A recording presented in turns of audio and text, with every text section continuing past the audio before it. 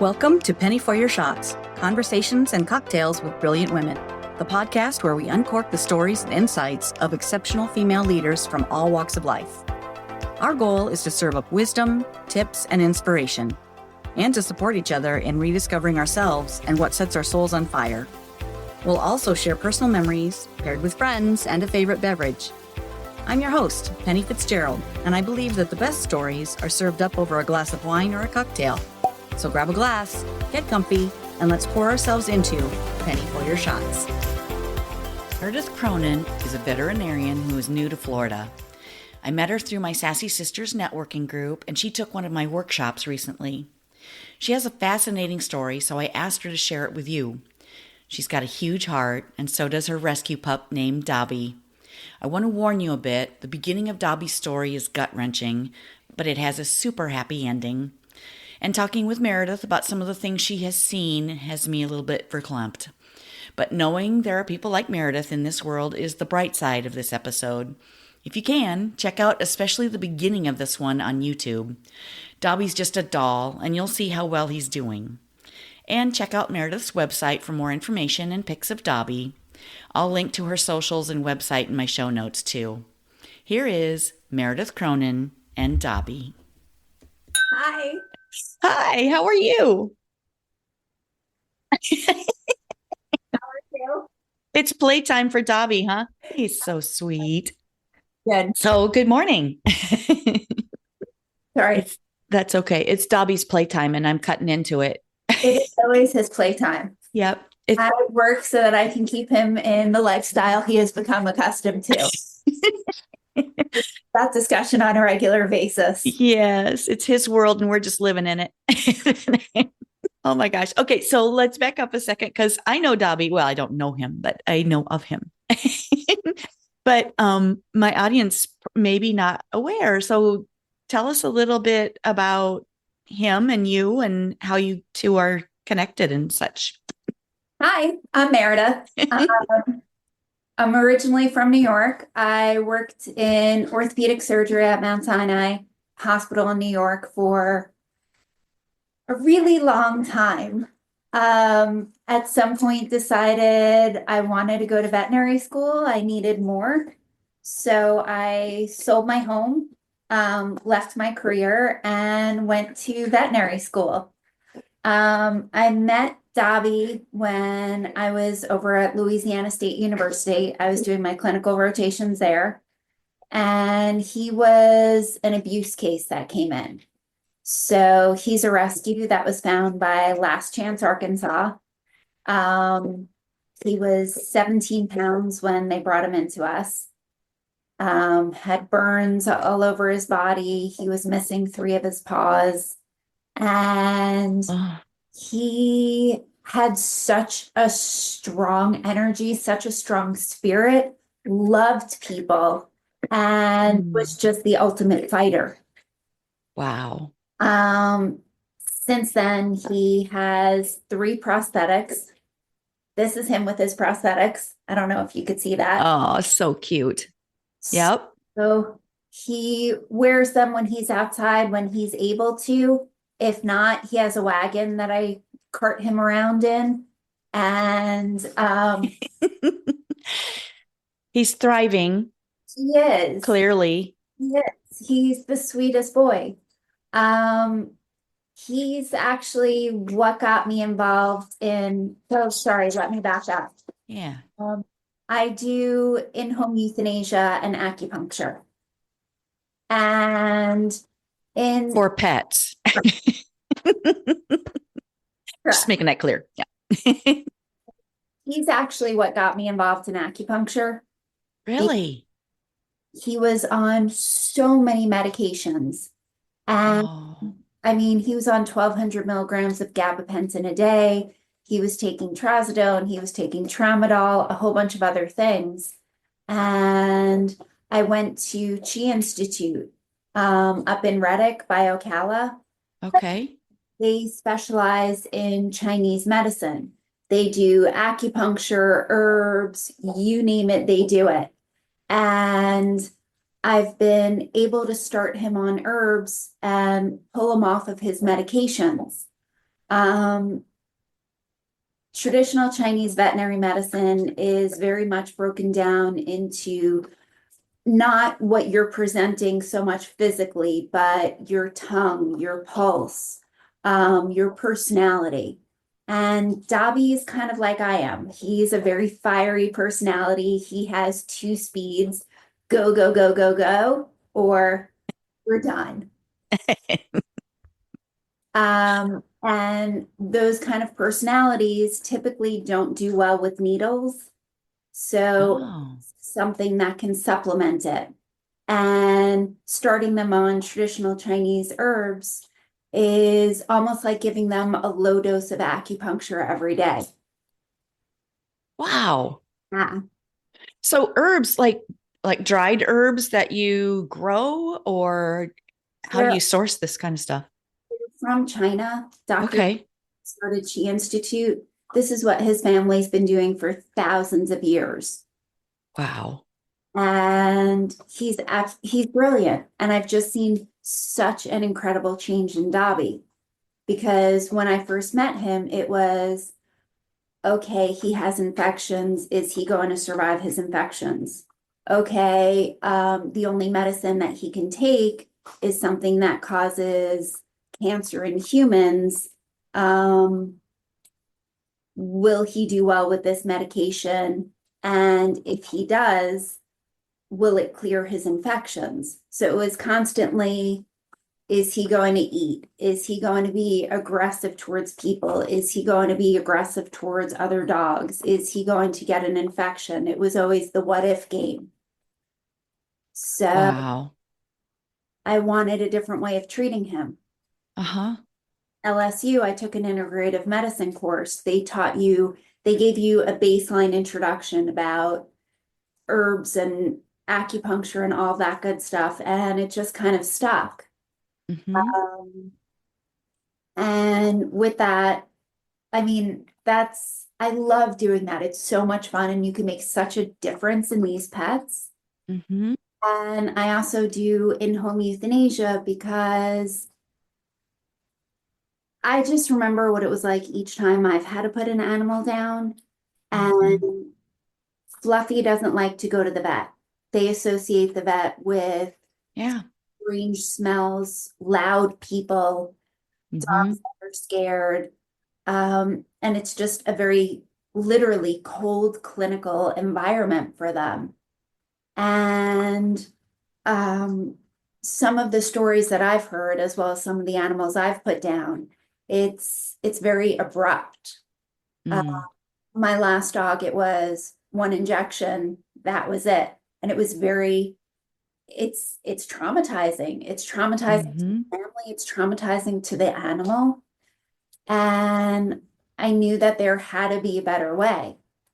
Um, I worked in corporate veterinary medicine for a while, and it's just not for me because I couldn't do the things that I did when I was involved in human medicine. And it was, yes, medicine is a business. Hmm. It's helping the patient, it's helping the families. And if I can make it easier for patients and easier for families, I mean, euthanizing an animal is a gut-wrenching decision to have to make. Hmm. No, am I doing it too early? Am I doing it too late? Am I making them suffer? Can I spend more time with them? And then is everybody in the family on the same page? Mm. Yeah. Because if they're not, I mean, I've had plenty of phone calls where I've had to say to people, okay, I just want to reiterate back to you what I'm hearing. You're telling me your cat is 12 years old, which is young for a cat. Hmm. It's eating, drinking, urinating, defecating, playing, and was just diagnosed with mild kidney disease. Not Oh. moderate, not severe, not renal failure, but mild. Yes. I can't put your cat down. It's not your time. It's not their time. But my Oh vet my gosh. said at some point, I said, at some point, yes, but not now. It's not their time. And you get the phone calls afterwards when they have time to reflect on that. And I've gotten the Uh-huh. calls of, thank you so much. Anyone else would have just taken my money and would have euthanized Fluffy. Oh my gosh. It's unfortunately, it's true a lot of the times. It's Um, sad. if you have family members who are conflicted, I had one gentleman who called me, and after hearing him, everything that was going on, I said, is everybody in the household on the same page? He said, well, my son, and I said, we can't do this now. You're Hmm. going to hate you, and I can't have that happen. Yeah. Have your son spend some time with your dog. Hmm. Have your son keep a calendar. Are they eating the same? Are they drinking the same? Do they have the same activity level? Are they able to walk? Can they relieve themselves outside with some dignity, or are they incontinent? And look at their quality of life. And he said to me, he's like, you're right, and thank you. I can't have my son hate me. And it's a process. And I walked him through my process because it's a little bit different. Um, I don't like needles. I don't know anyone who likes getting shots, injections. Hmm. Animals certainly don't like it. So I look at it as though if I can give them an oral medicine in some smelly treats that they like, or Hmm. just squirt a little bit of medicine in their cheek pouch, just to Hmm. get a little bit more comfortable, a little bit sedated, it's a much nicer experience for them. Mm. And Wow. I don't believe there's any reason to start an IV or to go in the muscle unless you absolutely have to, because that's painful. Hmm. Reason why they can't just have an insulin syringe and just get a tiny little pinch just under the skin. It may take a few minutes more, but it's more humane Hmm. Wow. and it's nicer for the whole family. And if they can't explain it to the kids, I'll explain it to the kids that this is a medication that's just for animals. They don't make it for humans. You can't give it to humans, and people can't get this medicine in any way, shape, or form. And it takes some of the scariness and the, oh my gosh, what's happening out of Hmm. the equation. And Yeah. if you say to them, do you think your dog is in pain? Do you think he's suffering? The kids get it. Yeah. I leave it up to them and the parents if they want to be in the room, if they want to walk in and out of the room. And I give them a bunch of resources to use because it's so hard to process this. Oh, yeah.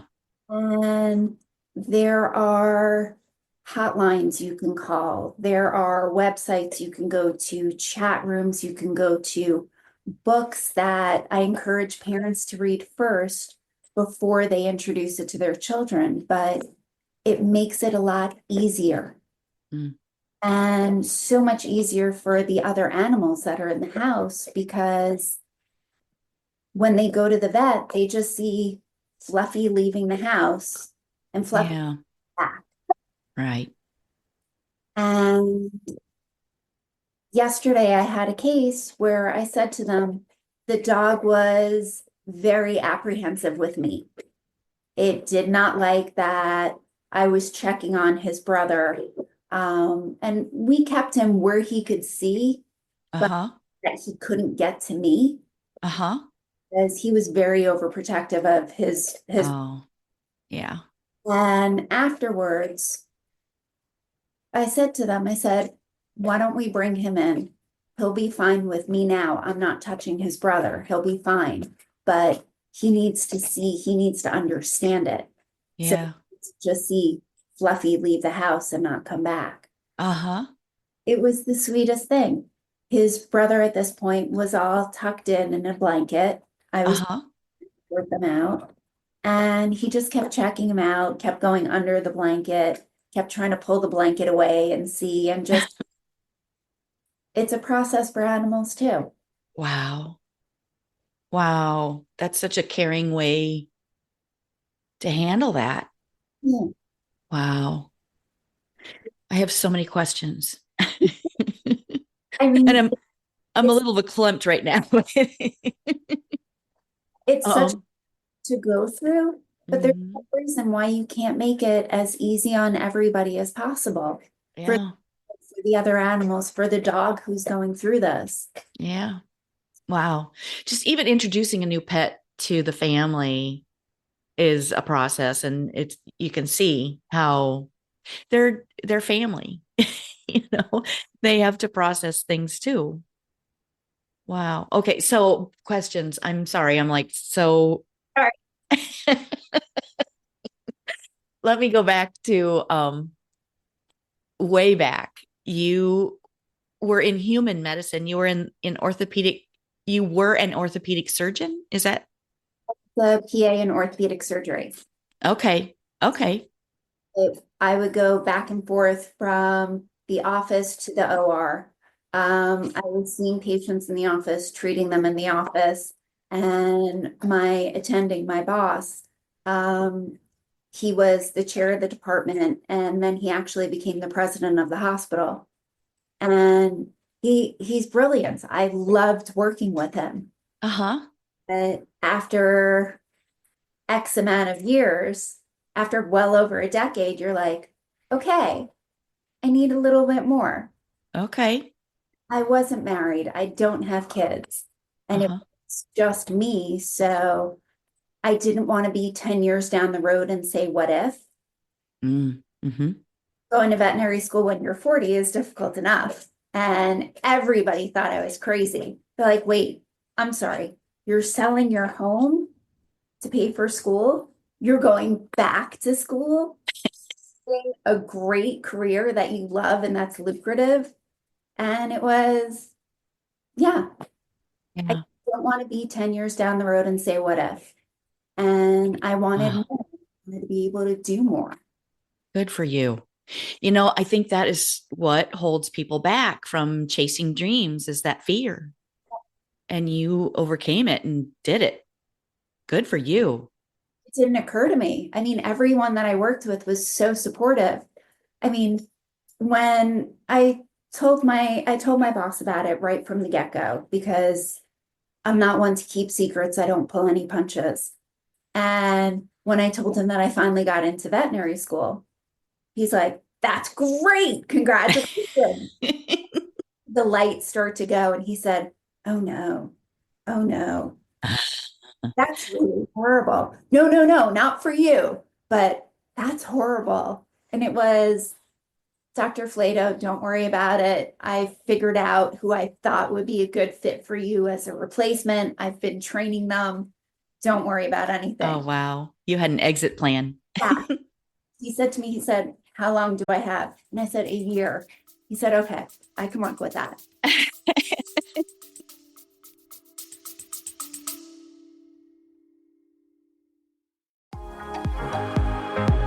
Hello, friend. Let's be real. When's the last time you did something just for you? Enter Wine Camp 2026. We're talking wine tastings, fire pit chats, sunset dinner cruises, and zero cooking required. Just show up, sip something fabulous, and reconnect with the version of you who loves adventure, sisterhood, and a glass of local Riesling in hand. Sweet, dry, or both. No judgment here. We're heading to New York's gorgeous Finger Lakes, July 31st through August 2nd. And yes, it's as dreamy as it sounds. Secure your spot at pennyforyourshots.com/winecamp. Don't wait, room options are limited, and my crystal ball says we're going to sell out. Bring your besties or fly solo like the fabulous free spirit you are. You'll leave with new favorites either way. Wine Camp 2026 is calling. The only question is, are you in? Find out more at pennyforyourshots.com/winecamp.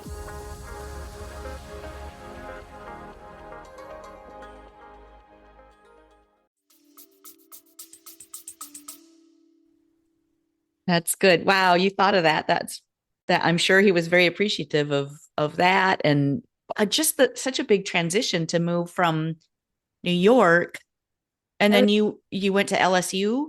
I did my didactic portion at Ross and St. Kitts. Oh, Thank you.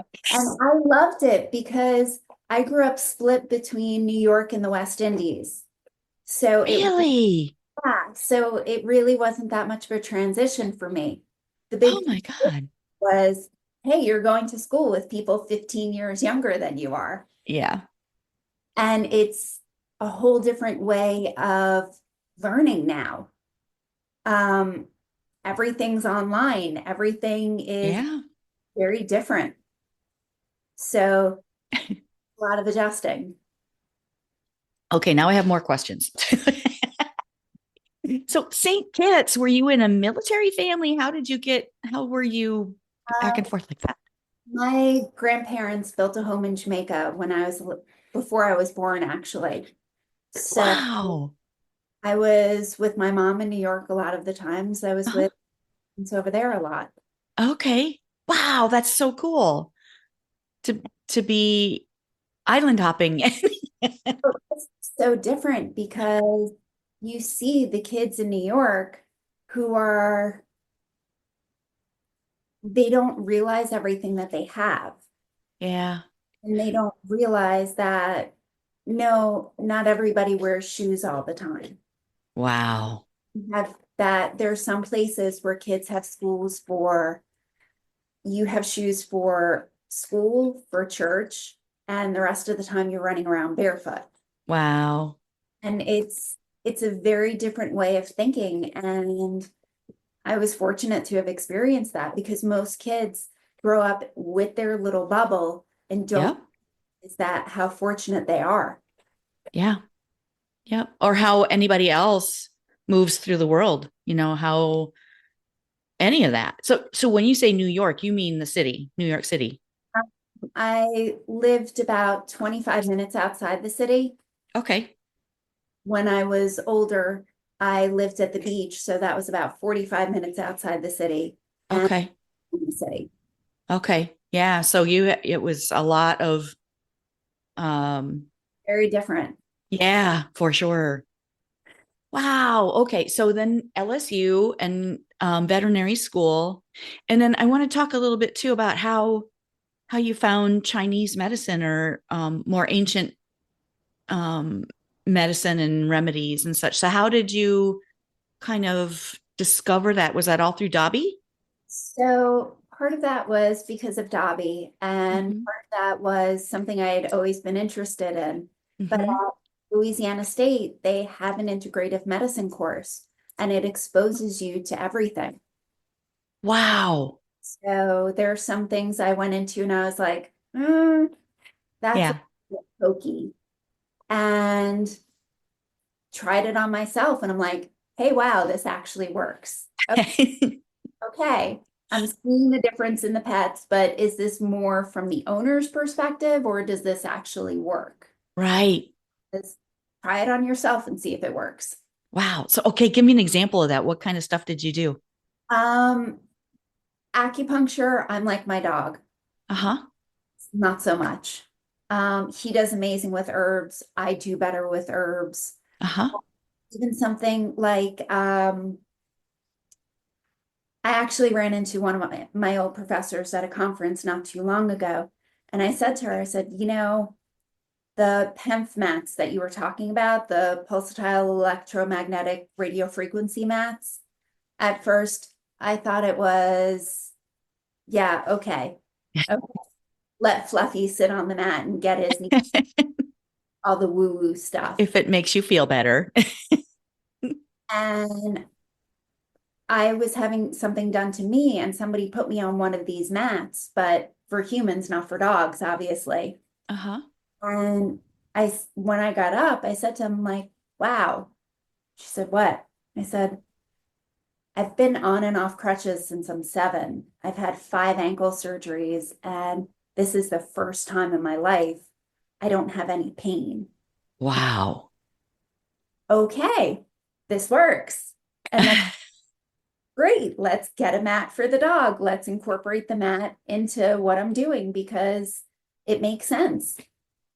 And if it helps them, absolutely. Wow.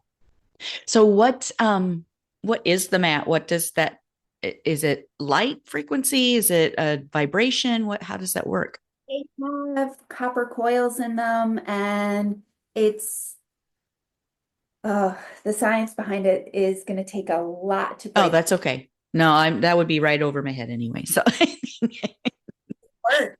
it's copper. So it's like a copper. I had a friend of the family growing up that wore a copper bracelet and necklace all the time because they had heard that it does something. That I don't know of, so I can't really, Well, but the that mat was, frequencies that this thing puts out, uh-huh. I love it. The dog loves it. So it's a mat, and I use it on him every day now. And I sit on the mat with him. Wow. Great. Yeah. Well, everything's energy, so it makes sense once you realize that everything's energy. Yeah, and back then this was 50 years ago, so I'm dating myself here, but this the only thing that we knew for sure was that it would turn his neck and wrist green. But these are coils inside of it. So Yeah, this is different. electromagnetic radio frequencies that are working. Mm-hmm. And if you can do that, do the acupuncture with it, Uh-huh. biggest bang for your buck, or do laser with it. There are some dogs that don't do well with needles. They do better with laser. There's no reason why you can't hit the same acupuncture points that way. Wow. Yeah. So you've studied acupuncture and these different types of medicines alongside what the traditional stuff. Nice. It's just a different way of looking at things. Yeah, absolutely. And who's to say? I mean, we get so caught up in the way it's always been or what we've experienced before. And so we assume that that's the only way or the best way. This actually takes both of them and it incorporates it. So That's it's great. on Western medicine because Mm-hmm. there's some things you flat out need antibiotics for. There are Yeah. certain things where you need injections for it. But this is something that can help supplement. It's not something that's going to cure cancer, Mm-hmm. but it'll give them a better quality of life. Wow. That's a really great way to look at it. Yeah, it's not either or. Exactly. I love it. Love it. What works and you go with it. Yeah. So, how did you make your way to Florida? Um, I'm a New York Jew. It was inevitable that I end up here. All of my family's in Boca where they belong. That's not a good fit for me. I grew up lifeguarding, surfing, I played volleyball, and the Gulf Coast is a better fit. Before I was here, I was in Texas, and that was different. It was a great experience, but it wasn't a good fit for me. It wasn't home. It wasn't where I belonged. Yeah. And living in Venice, Sarasota, right around there, Uh-huh. it's a much better fit. That's cool. It was quite an introduction, though. I mean, we moved down here a couple of days before Melton hit. So, That's right. I forgot that. That's right. You came down in October. Oh, action. But mm. And you stayed. Yay. well, I lived in Long Beach in New York, and when we went through Sandy, it was the same thing. Everything got Right. needed, everybody pitched in, pulled together as a community. And there are some incredible people that I met when we were helping out in Venice, helping out in Sarasota. Dobby is also a therapy dog. So Oh, I was able to bring him with me to a lot of those where the linemen were, where the emergency workers were, mm. where the firemen, the cops, the ambulances, everything. And it just after that kind of a whirlwind of experience, who doesn't love being around a happy dog? I mean, That's right. it's impossible to be angry or upset or sad when that face is literally in your face. Yeah. Wow. And to see him, what he's been through and how happy he is. Mhm.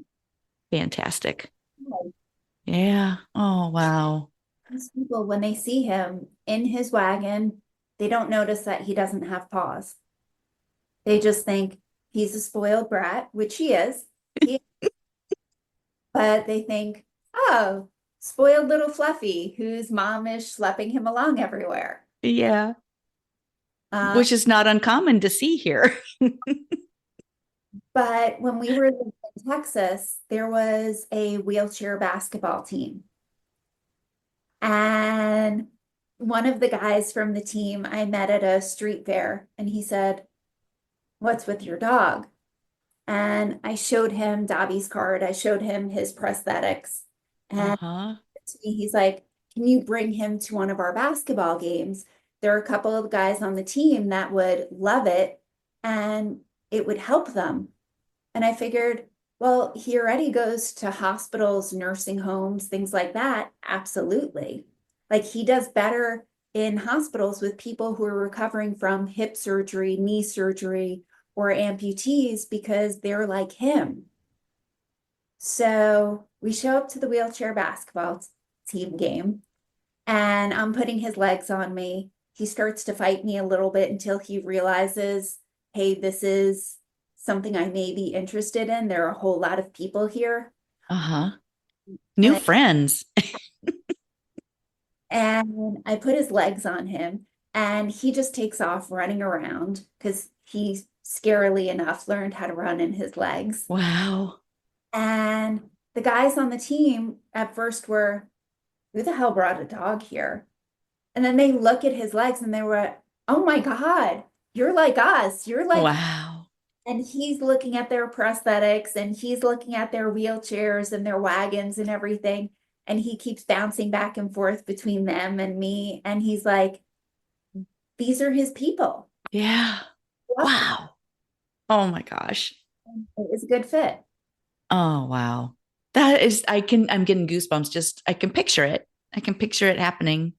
Yeah. So there's a team, I think in Tampa. I have to reach out to them when things settle down a little bit and find out when their games are and if I can bring him to a game. Oh, that's neat. Yeah, Ah, so helpful for everybody. And I bet Dobby was just in heaven. because he doesn't know that he's different from other dogs. He just gets upset when he sees other dogs playing and he can't play with them. Or Mm-hmm. he gets targeted a lot because he's different, because he's injured. They look at him as easy prey. Oh, wow. It's safer to keep him away from a lot of other dogs. Uh-huh.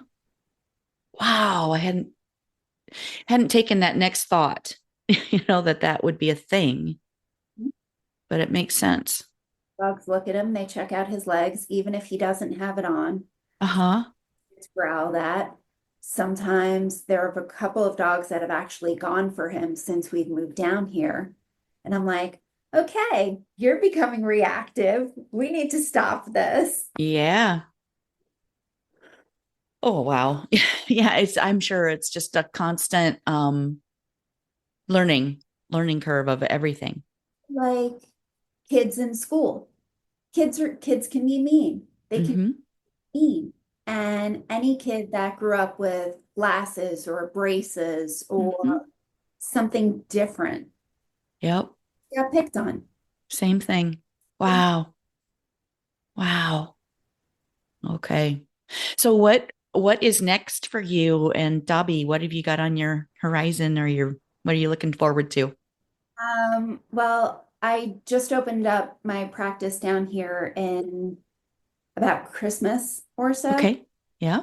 So getting that up off the ground has been a whirlwind of an experience.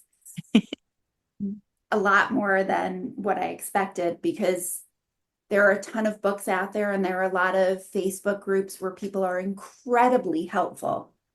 like veterinarians who actually help each other, which isn't something I was used to in the corporate world. Oh, wow.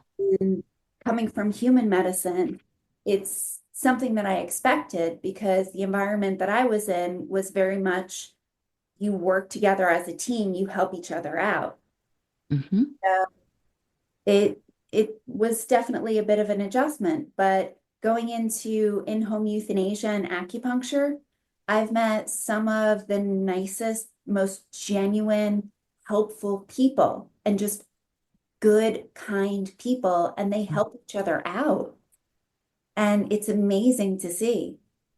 Um, but I miss traveling. Uh, Yeah. yeah. So fortunately, my mom's over on the East Coast. She's over in Boca, and Uh-huh. she went from disliking all animals.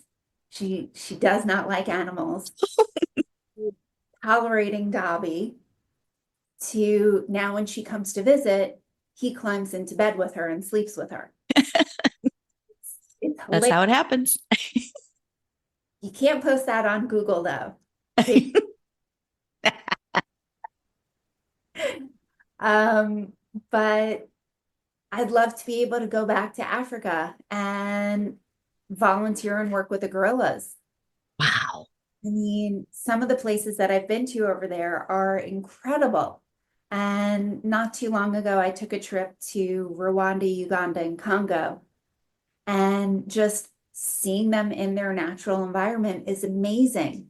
And if I can go over there and volunteer and help out in whatever capacity, Hmm. yes, absolutely. Wow. They say no, and I can just go over there and see them again. Absolutely. Wow. It's just, it's amazing. So how, again, more questions. So,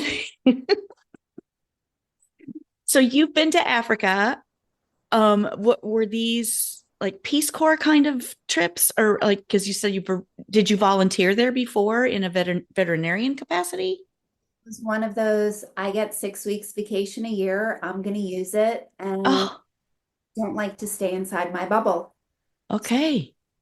I found myself taking trips to Ethiopia and to Namibia and Rwanda, Uganda, and Congo. In hindsight, not the smartest trip to take by myself. I As a beautiful blonde woman. met some incredible people. And Yeah. a little bit of a political revolution broke out when I was in Congo. Oh, wow. People who I had met in Rwanda, they had lost their family in the genocide and Hmm. hesitate to take me in Wow. and just good people. And it's amazing to see the animals in their natural habitat. Hmm. And Wow. So really, veterinarian medicine kind of was a natural extension. If you put all your worlds together, it was a good fit. Okay, it's coming together. life is short. I That's right. don't ever say what if. Oh my gosh, that is so fantastic. Because a lot of people get to the end of their life and they do. They wonder, what if I would have tried that? Or, oh my gosh, I missed time with my friends or missed time with traveling and doing the fun things that they would love to do, but just didn't get around to it.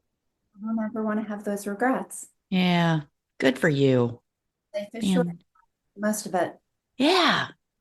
So where else have you been? Where else have you traveled? Um, oh wow.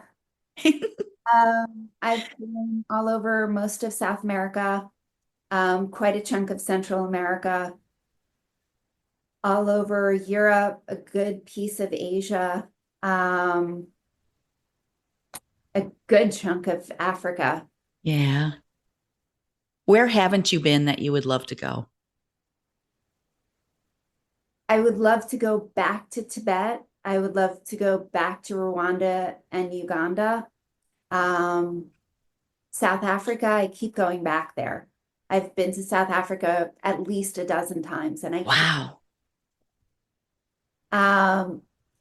I don't handle cold well, and anyone who's traveled with me will completely agree to that. Uh, but I want to go to Antarctica. Oh, That would be incredible.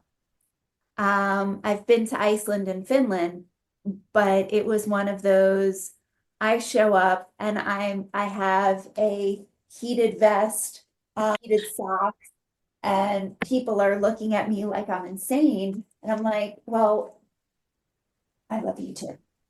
I'm crazy. And I'll say to them, I'm like, well, do you want to hear me complaining about the cold, or can we go and do stuff? So you figure out what works for you. yeah. But How does you staying warm hurt them? exactly. And I think it was Finland when I had the hand warmers. Yeah. I took a bunch of them. I stuffed them in my pants. I threw them in the bed at night. Yeah. And she's like, what are you doing? I'm like, Staying warm. not sharing a bed with me. I'm cold. This way I'm not going to complain. That's right. It sounds like a perfectly smart and, actually brilliant thing to do. I would love to go to Antarctica. I haven't been to Japan yet.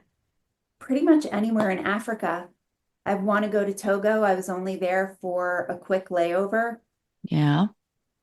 The people there are amazing. Mm, I'd love to go back. fantastic. And the kind of people you meet when you travel, Uh-huh. they're like-minded people. And I had met people in South Africa, and next thing I know, I'm taking a trip to India, and they're on the trip with me. Like, hey, we can travel the same way. Let's go.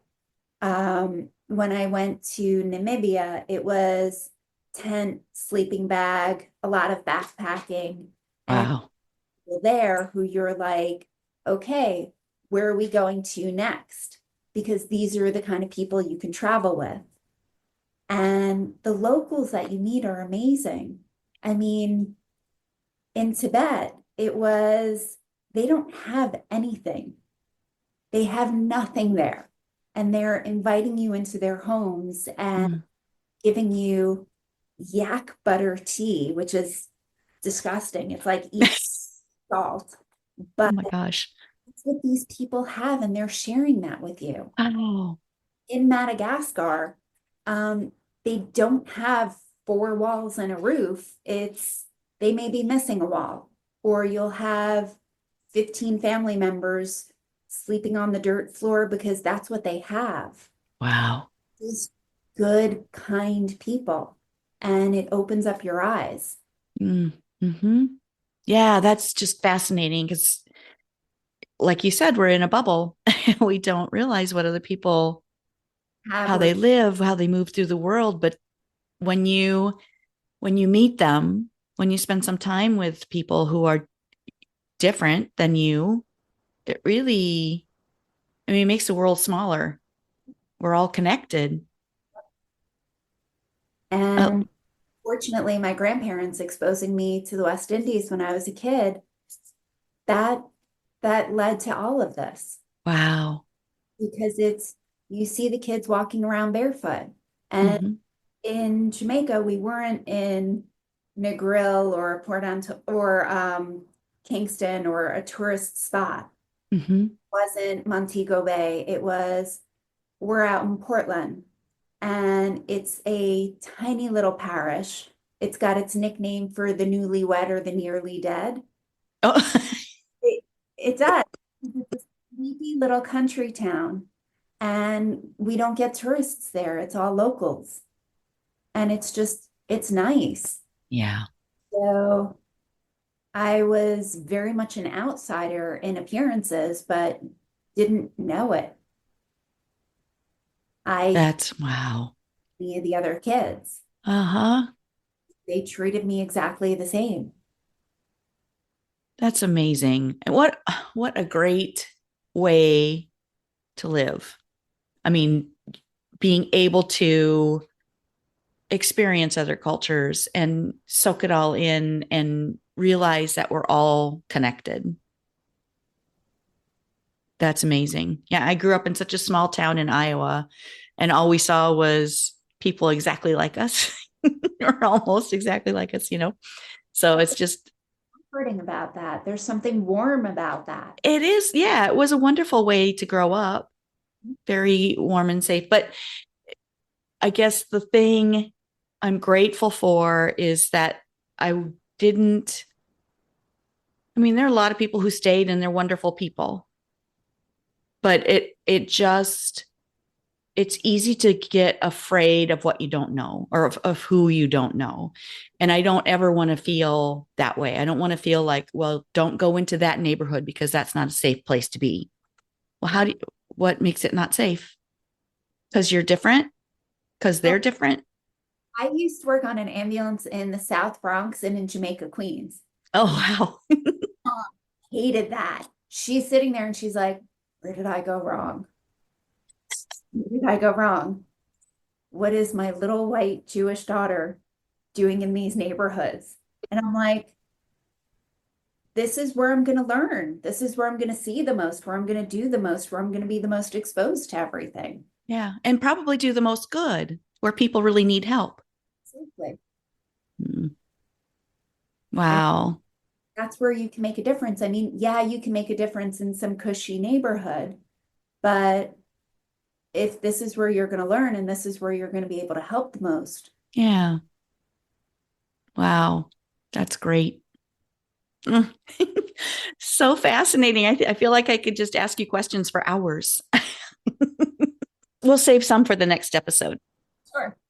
Okay. So in my podcast, I like to ask my guests at the end something completely off topic and fun, which is what's your favorite cocktail or glass of wine? What kind of beverage would you enjoy the most? I don't drink. I don't drink coffee. It's not a religious or a health thing or anything. Uh-huh. It's just not a me thing. Okay.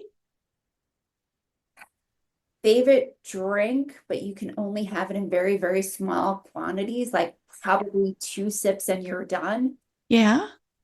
Tab, like the old Oh, the old style tab. pink, horrible, Yes. loaded with saccharin. Yeah, Is that still available?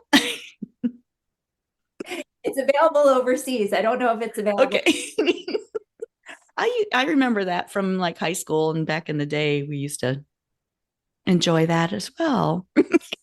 Love it. She used to drink it, and so that's probably something Okay. here anymore, but favorite drink, if you want to call it that. Yeah. Okay. Okay. All right. Or Tang from Jamaica, and that's loaded with a ton of sugar, and you will be bouncing off the walls. So it's either tab with caffeine, and I don't do well with caffeine, like normally. So me on caffeine or on a lot of sugar is kind of like if you let a 5-year-old eat all of their Halloween. They just bouncing off the walls and become obnoxious. Yeah. And then feel miserable a few minutes later.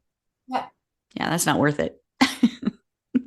So what's this Jamaican thing? What's it? It's their tea, like their sweetened tea? Ting, Ting. Oh. It's a grapefruit drink. Oh. Okay. Yeah, I'm not a sugar person either. If I eat any like real sugar now, I feel miserable a few minutes later too. Yeah. My mom and my grandparents were the type where it was, you don't have soda, you have milk, you have water. Soda was for birthdays, special occasions. Yeah. All right. So tell me about a favorite memory, like either with girlfriends or with some of your new friends that you met on your travels. What's a really favorite memory, or what do you like to do when you're talking with friends?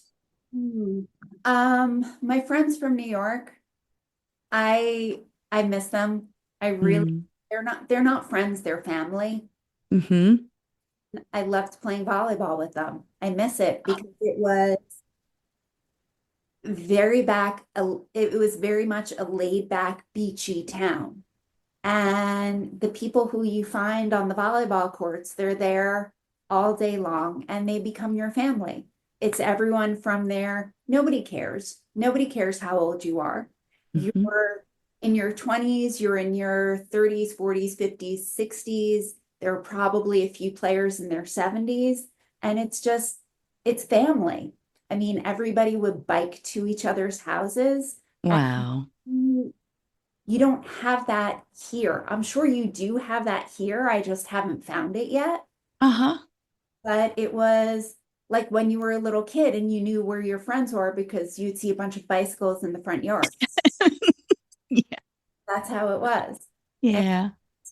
old school and homey, if that makes sense. Yeah. It sure does. Yeah, they're the family that you choose. Exactly. Yeah. Oh, I love that. They, Yeah. Have you played pickleball down here? I have not. I grew up as a tennis player. Uh-huh. I I don't quite know what to do with pickleball. I'm definitely Yeah. into it, but Uh-huh. Yeah, my husband and I keep saying we need to learn because everyone around us, not everyone, but almost so many people, a lot of my college friends, that they don't live here, but wherever they are, they're finding pickleball communities. And I mean, the way you described your community of volleyball players and neighbors sounds very much like the clusters of pickleball communities that I'm hearing about. So yeah, a lot of our neighbors, they meet up 3 times a week to play pickleball and just chat and have fun. And let's learn. great. Yeah. This grandma's a little slow. So, but I've you had got to start somewhere. even Sounds good. kind of a racket to get, or otherwise I'll show up with a tennis racket and people will look at me very strange. That's all right. I'm sure they'll help. They'll help us out. Oh gosh. Okay. So where Yeah, would you like people to find you, or like if they want to learn more or sorry. They can just go on my website. They can call me, they can email me, or they can go on my website. okay. What's your website? And I'll include it in my show notes too, so people can look there if they don't have a pen and paper handy. www.meredith, Meredith, D as in doctor, V as in veterinary, M as in medicine.com. Email me, ask@meredithdvm.com. Okay. Cool. Very good. Well, I will include those in the show notes and stuff so people can find you and they can follow you on Instagram to look at Dobby. I appreciate it. Thank you Yeah, thank you. for teaching me about Instagram. I'm old school. I joined Facebook because years ago, a friend of mine said to me, she's like, that's it, I'm making an account for you. And I'm like, go ahead. Sure, why not? You have photographs that I'm in. Go ahead, make an account. And that was kind of my take on social media. Your workshops are phenomenal. And that because now I figured out Instagram. I'm not crazy about it, but I use it.